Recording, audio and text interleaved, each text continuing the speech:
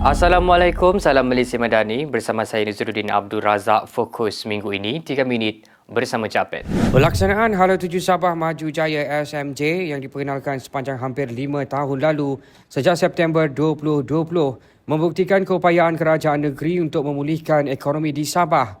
Ketua Menteri Datuk Seri Panglima Haji G. Noor berkata, dasar Hala Tuju SMJ juga berjaya memperkukuh pembangunan serta menjaga kesejahteraan rakyat biarpun berdepan pelbagai cabaran.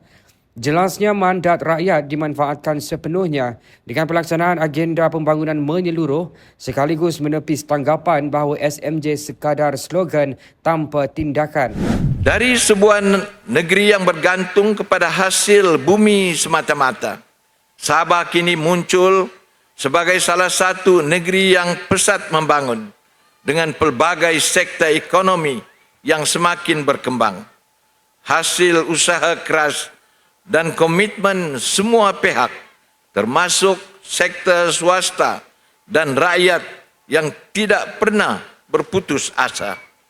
Sektor industri, pelancongan, perladangan, perhutanan dan petroleum adalah antara sektor utama yang telah menyumbang kepada pembangunan ekonomi negeri ini. Menurut Haji G, dasar SMJ adalah pelan yang strategik jangka panjang merangkumi pembangunan sumber manusia, pengurusan hasil bumi yang lebih berkesan dan kecekapan pentadbiran.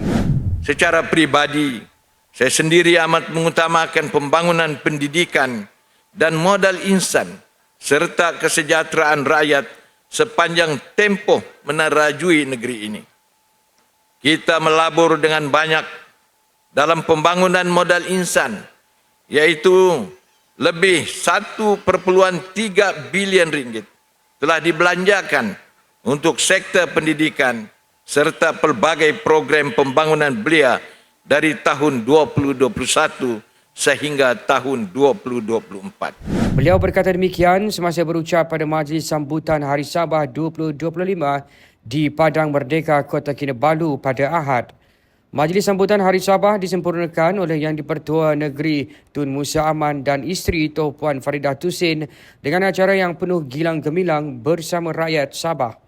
Untuk rekod pada tahun 2024, Kerajaan Negeri telah mewartakan 31 Ogos sebagai Hari Sabah sebagai simbolik kemerdekaan serta perjuangan pemimpin terdahulu dalam menjunjung kedaulatan negeri ini. Sekian 3 minit bersama Japan. Dapatkan info semasa perkembangan Kerajaan Persekutuan dan Negeri hanya di Japan Sabah.